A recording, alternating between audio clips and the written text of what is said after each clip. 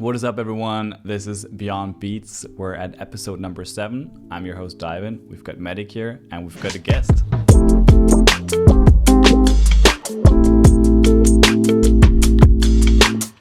Yeah, we've been really looking forward to this episode because the guest we have for you today is Mr. Ed Rollo, and and we just met, I gotta play along. Yeah.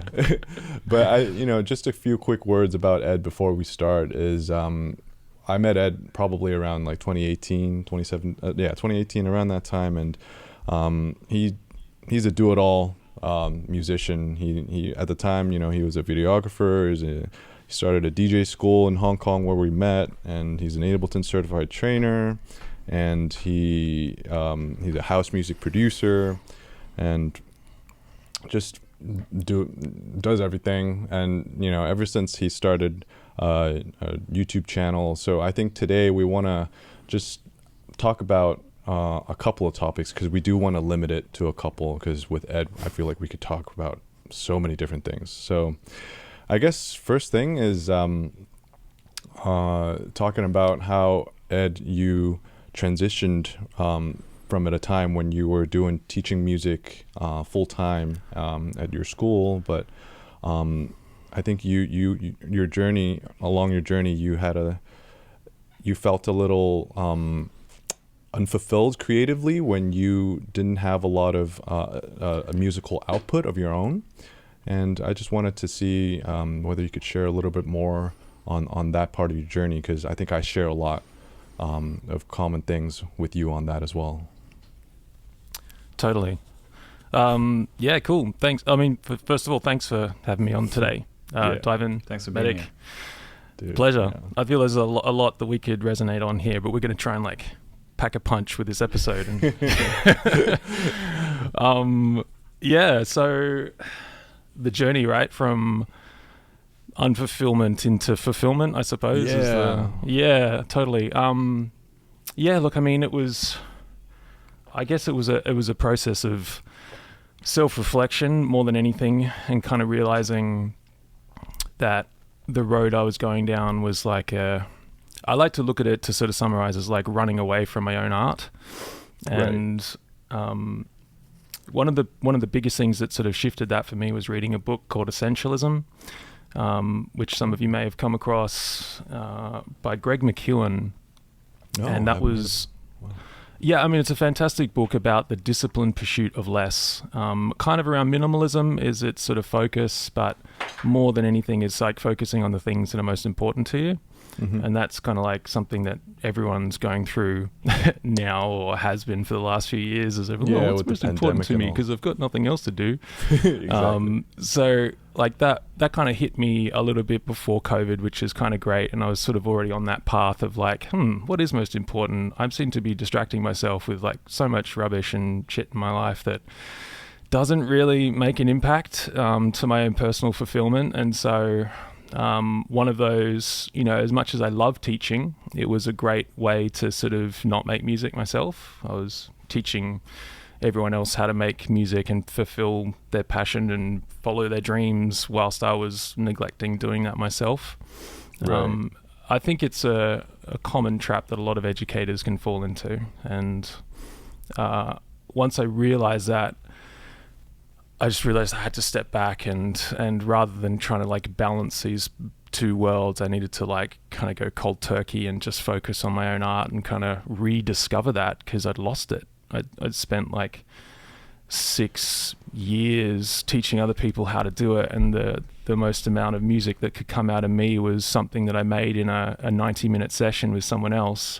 Right. Which you just you'd make a beat and you do it, and it takes you about half an hour. It sounds pretty good, and then you just discard it, throw it in the trash, and it's not really something it's that more would be the process was maybe fun, but the result was kind of meh, right?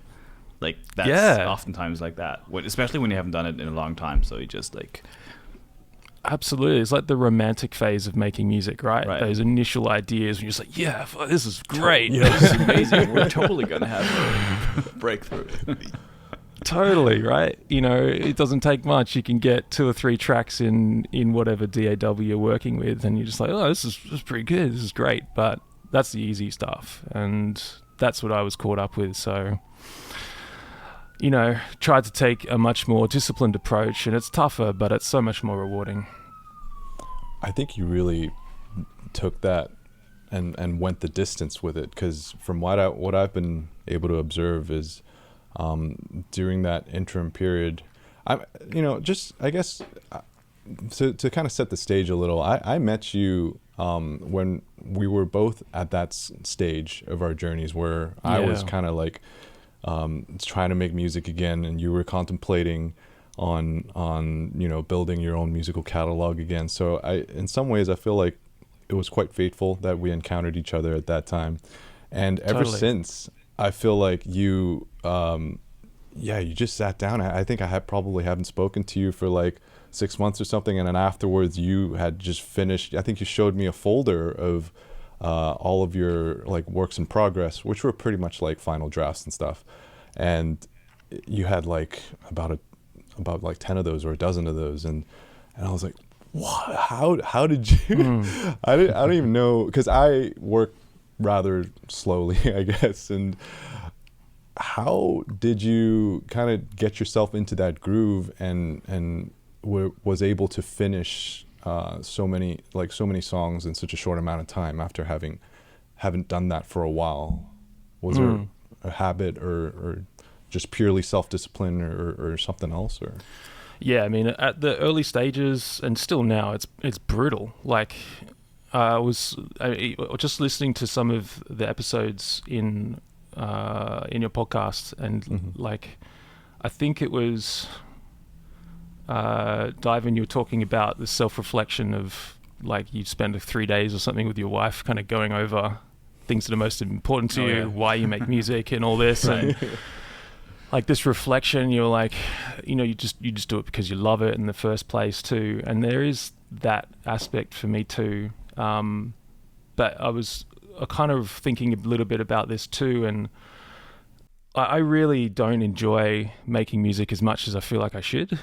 Like, I feel like I love the outcome. I love that, like, once you get past it and like what's the reward at the end. But that slog to get there is brutal for me. Like, it's brutal. And there's something in it. I feel like I should enjoy it more, but I really don't. Like, I drag myself back into the studio. Like, it's like punishment almost, to the point where I'm sort of like, why are you doing this, man? Like, because I don't know. And maybe that's just not the lie we've been sold, but just what you see from everyone else in the studio, and they're cooking up beats and they're just having so much fun, and it's this cool, moody environment shit. Like, for me, it's a real slog, and I kind of, it's just shifted my way of thinking about it in that.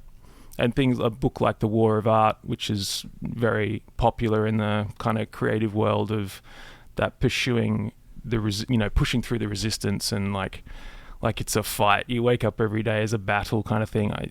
That's my life for sure. Right. So finishing music, like, to bring it back to the question, is like I enjoy the reward, like that sort of the cheese at the end of the maze kind of thing. But that's what I do it for. I really resonate with what you just said, and I think you actually talked about it in one of your YouTube videos, which will a topic we will unpack in a little bit as well. But just the grueling journey of finishing a song, right? Because beginning a song is very great and romantic and amazing, and but actually finishing a song is grueling. And I should take this moment to also mention that you actually really practice what you teach, because you have a full course that you made. I think since you've made all your songs, like you made a full course on finishing songs with in Ableton, which so much respect for actually practicing what you teach and then like sharing that knowledge with other people. Thanks. I just want to jump in there real quick and before I forget it, because I feel like you're going there. You're transitioning into something, and before there's no turning back. Yeah. I think it's so funny that, or so interesting, I should say, that you guys say, well, which part is the reward? Because I know so many people who love just the process of making music, which sounded to me like, Ed, you don't really, to that extent, enjoy that. And then I know people who go like, I love making it, but I don't like making it productively, which seems to me like that's the part you enjoy, like the productive outcome. Then you, Metic, you said, I love starting a song, but I don't like, coming to that end. Whereas for me, I hate starting new songs. For me, like coming up with like this very first spark is so exhausting. But once I'm in there, once I got something that I really like, that's where I love keeping on going. And especially like the closer I come to the end, the more I like it. Because then I can just like make little transitions and like the little polishings at the end. That's I just think it's so interesting how different everyone feels. Yeah. And works. I think it's really cool. It's like there's a spectrum, right, of creatives. I hate that term, but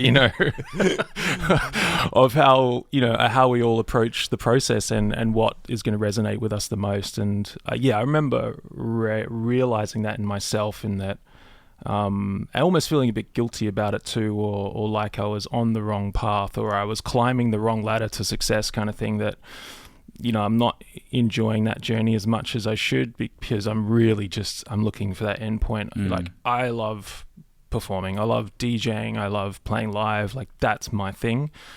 I hate the fact I have to be in the studio making the music, but that's the only thing that's going to get me there, right? I have to do this kind of thing, this sort of the tough stuff to get me what I love doing the most, which is performing. I think that's a very important distinction that I forgot to mention in my introduction, which is you're actually like a really good DJ, and that's something that I feel like, to be able to DJ a set featuring predominantly your own tracks must be such a transcendent feeling, almost, like, compared to just DJ set featuring other people's tracks and just ensuring a good transitions and all that.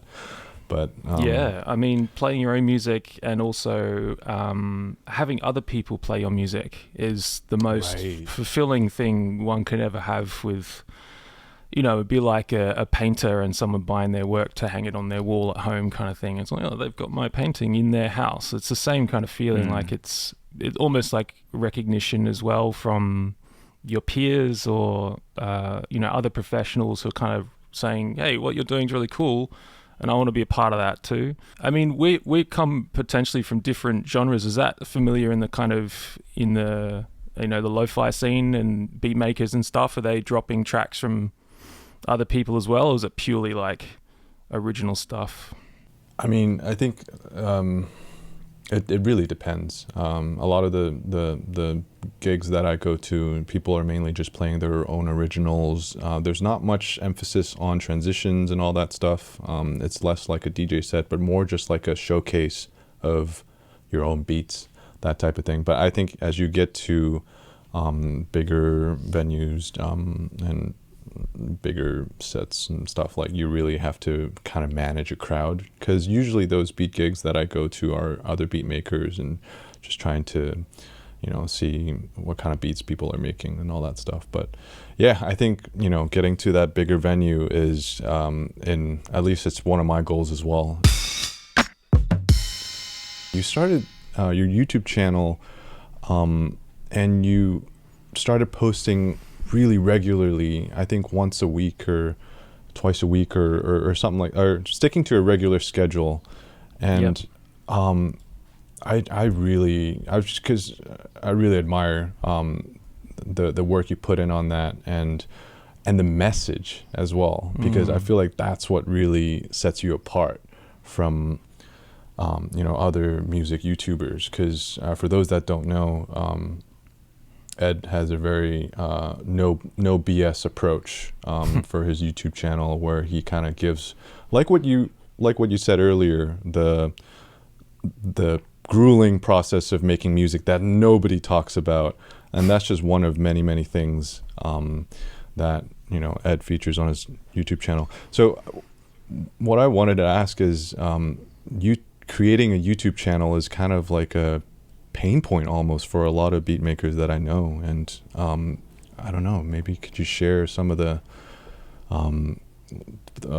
things that helped you find your own voice in your YouTube channel? I started YouTube back in like 2012 or something, but more as an experiment and a way to post my like jam videos online, and it was one of the biggest sort of confidence boosters as for me as an artist, was to put this kind of no commitment style track out into the world and just get some feedback from anyone who happened to click on it. And it was great because 99% of it's positive. They were like, oh, this is great, this is awesome, and then it sort of boosted me to that next level.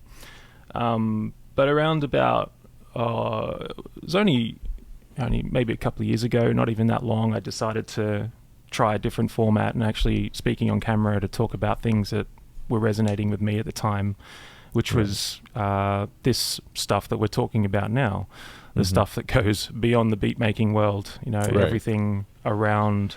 Everyone's talking about gear, plugins, fucking tech shit, tips and tricks and all this stuff. I want to talk about everything else, the stuff that we're not talking about, because it was interesting to me, so I thought other people would be interested with it too.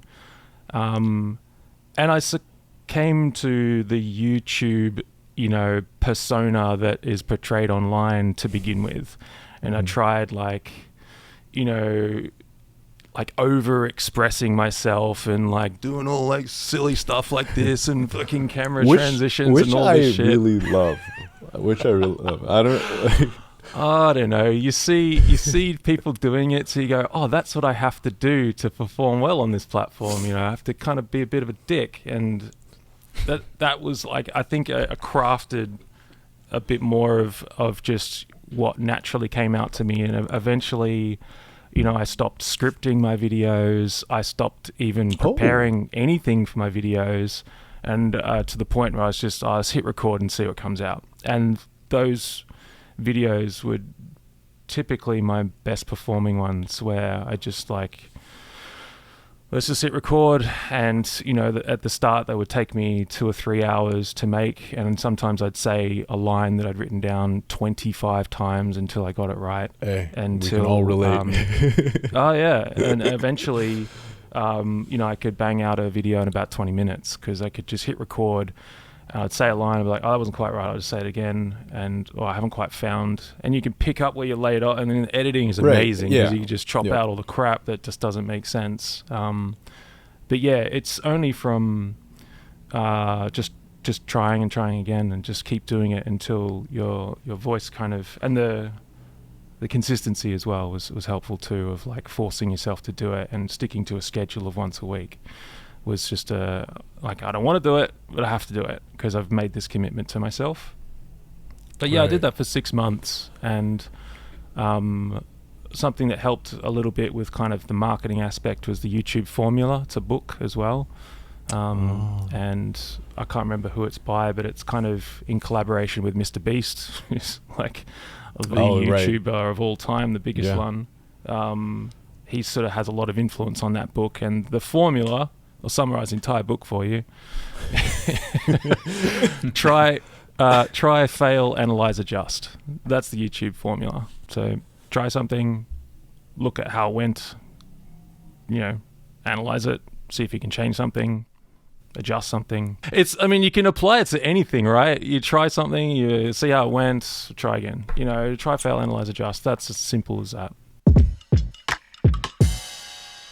I really like how you found that kind of lane or persona on just speaking on the process of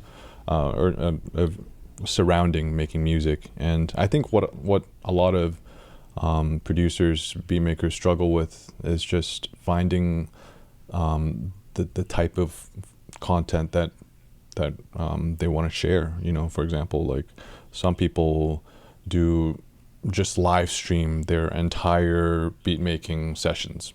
You know, they don't speak to the camera, they don't engage at all. It's just completely locked in, but with the exception of having the camera on the whole time. And some people have massive audiences this way, and like they don't interact, like they don't even need to speak. And that's one way that I've seen other people do it. But like at this, you know, at the same time, if, you know, I guess just finding your lane and finding your voice is what I personally struggle with. You know, I don't really know what value I can add to viewers, and it's just like I think a self-discovery type of process that everyone needs to kind of go through. I think it's like a big one for me is trying to put myself in the shoes of my audience and potentially what they not so much want to hear but need to hear. And that sounds a bit arrogant, but that one of my biggest performing videos, which I think I say in it, was firstly titled "What People Want versus What People Need." Mm-hmm. And I think that there's a lot of YouTube content out there which is what people want. You know, I want to learn about plugins, and I want to just watch someone deep dive into this, and I want to watch a track breakdown, and I want this, and I want that, and I want that. But it's not necessarily what people need. Right. Yeah. And like that, people need a sort of some of the tough truths and some of the harsh realities of what it actually looks like. And I'm not just trying to stir the pot or, you know, make videos just so I can swear at people and stuff like that. Like, right.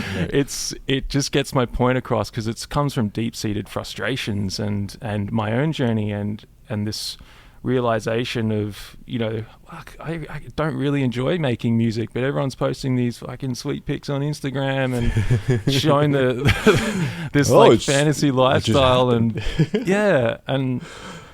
and so that was part of it. And there was another part of it as well, is that I just didn't want to add to the masses of what was already out there.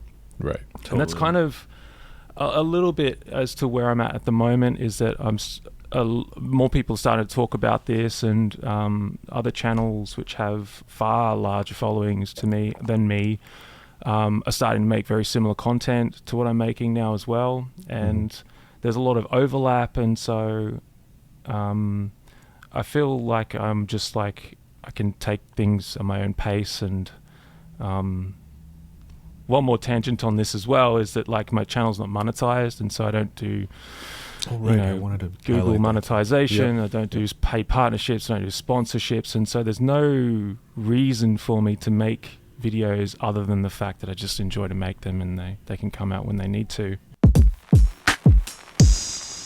My wife and I are like getting right into like, you know, van life, #van life. Oh, yes. We're like kitting out a van to like do the whole, you know, on the road thing. And I'm thinking about starting another YouTube channel to focus more on that sort of stuff and more, you know, travel sort of things. And, you know, I'm also a videographer. I was a professional videographer at one time. And I was like, I'm totally monetizing that channel. I'm going to get all the brand sponsorships and whatever, because I don't care about that industry like I do with the music industry. And it comes from my own, you know, frustrations. You can probably hear it in my voice that I'm like passionate about this, and that I, as a teacher as well, and I see the students come through my door and how they're struggling in the whole, like, you know, buy a car battery or an inverter for your van or a solar panel or something like that. There's no one sitting in their studio at home going, oh, I wish I didn't buy that solar panel or something like that. But there's someone in their studio right now going, I wish I didn't buy that synthesizer or this plug-in pack or this bundle or whatever. Right. And so I think that in the creative arts like that, selling people this dream is risky business, and it's there's some moral questions that need to be asked. Yeah, 100%. Yeah.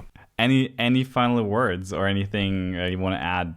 It's so funny. There was a guy who commented on one of my videos, or he sent me a DM or something like that. And it was a unique message, but I receive stuff like this a lot. It's like, he said, I save your videos to watch at a time when I'm ready, because I just don't want to click on them straight away, because I know it's going to be a painful process to watch your videos, even though I need to hear it. I mean, that's definitely part of it, that it's stuff that we need to hear, but honestly, it's just from my own journey, and I just want to make sure that other people don't go down the same road that I did. And hopefully we'll realize that there is a better, easier, more sustainable way than getting sort of lost down a road that is going to lead to a lot more frustration, a lot more time, and we'll ultimately see people dropping out or just going, oh, it's too hard and it's going to be a DJ. Like that's the story of so many of my students. DJs coming over and they get in the studio and they're just like, right, you do this whole producer thing, can't be that hard. And they last a couple sessions and they're like, yeah, okay, shit. And that's a point that everyone, I think, reaches, but there is a way. It's just maybe a lot more simpler than you think. It's a great way to tie the knot on this episode. I should mention the T-shirt. Just for the YouTube creating. Viewers. Thanks for support. I am currently sporting a Keep Creating T-shirt that is a clothing line started by Mr. Ed Rollo, and with a very all-important message: keep creating. Not sponsored. Not sponsored. Thanks for joining us in today's episode. That was a really cool, very, very, I would say, tight and neatly packaged, all in Pungent. Yeah, honestly, there's so much to talk about with Ed, and who knows? Maybe we'll definitely need to have you on another time to talk about all these other facets of your creative life and your personal life, your van life, everything. So we'd love to have you back, man. Yeah, that'd be great. And I'll just leave by saying that I appreciate that you guys are doing this podcast as well and exploring the areas outside of beat making, which is awesome. I'm sure that's going to be a part of the podcast too, which is great. But going into my channel, it was like everyone's talking about gear and this and that and everything, but I want to talk about everything else, and it's really cool to see more conversations like this happening. And thanks so much for having me on. There it is. Until the next time. Mr. Ed Rollo.